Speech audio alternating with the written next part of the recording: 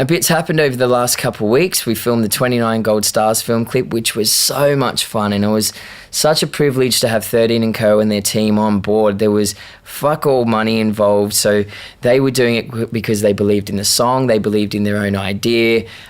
Creatively, we were aligned, and it was quite a process because it was a one-shot clip that was capturing various moments in time. So a lot of pressure on the actors, as well as the director of photography to make sure that he's hitting every single point along the way.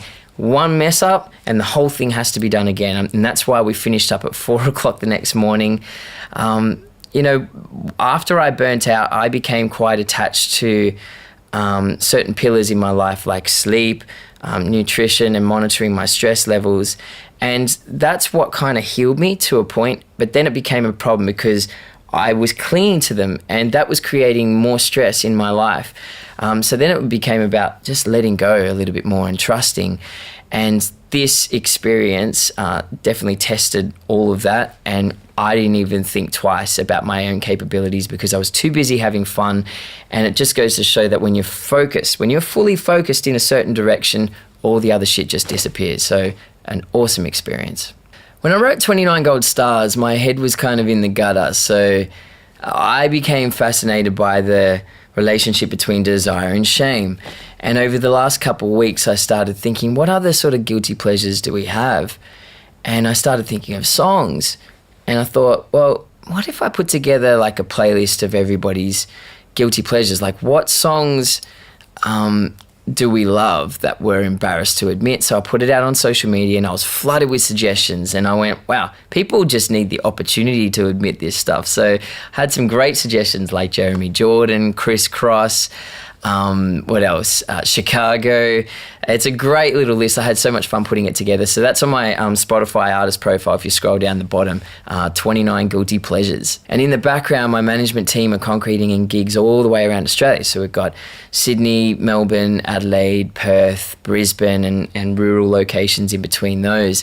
I'm mixing it up by doing some parlour gigs as well. So the parlour gigs is where, somebody like yourself can opt to host a gig at your actual house in your backyard. So we've got a fair few of those lined up. But the extra special part about these locations is it's centered around me playing a couple songs and speaking about my experience battling leukemia as a kid and the impact that the Starlight Foundation had on me during that time when they granted me that wish to meet Mark Knopfler, and how important it was for the healing process. So I'm doing that at the Starlight Foundation's annual 5-chef dinner. That's their main sort of fundraising event that happens all the way around Australia. So a lot of soul food there. I can't wait to get on the plane. Shit, I got to go on a flight. Not good on planes. But yeah, I can't wait for that. It's always great to get a good support slot, and I was pretty flattered to be invited to support Keb Mo by the Blues Fest crew. But there was a little catch.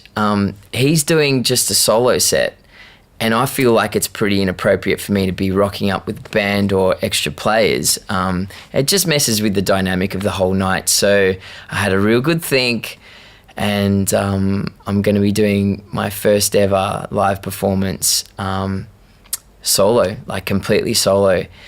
I had my first rehearsal last night, and for 2 hours I just wanted to snap my fucking guitar in half. Like, it's just, I'm not Tommy Emmanuel. I'm a different type of player, and because I've never done it before, I didn't realize how many of my powers, the things that I've relied on all these years as a performer, go out the window. When you're doing things, when you don't have a band behind you, like all the soloing that I could do. I could solo for ages. All that's gone because you're playing by yourself. And then it becomes a little more about the actual song, which is a good thing, which is what means the most to me. But it's forced me to, catch some limiting beliefs that I have around what I'm good at. Because still, I just believe that the best part about me is my guitar playing, and that might have been the case for a long time. But I do believe in my songs and what I want to say, and I have to now just shift a little bit more towards focusing on that, which is taking a little bit. But I'll get there. I just got to stay like problem solution, which is a bit hard for an emotional creative like me. 29 Gold Stars hits this Friday. And this is a song that excited a lot of people and inspired them to be a part of my project. Management, distribution, the publicist. Little bit of pressure on the song, but it'll do what it's supposed to do. But I am glad that we held it off in the campaign, in the release campaign, because we learnt a lot by releasing Demons and Rising Sun. But it also made sense to release those songs at that time in relation to what I was going through, because Demons was like, you know, me coming out of the fog of anxiety and depression and chronic fatigue and burnout and all that stuff. And then Rising Sun inspired me to remember, you know, what it is I love about playing live, because it's a version of a Cold Chisel song. When Jimmy Barnes is the guy who gave me my first record deal and took me out on my first ever rock and roll tour, which was insane.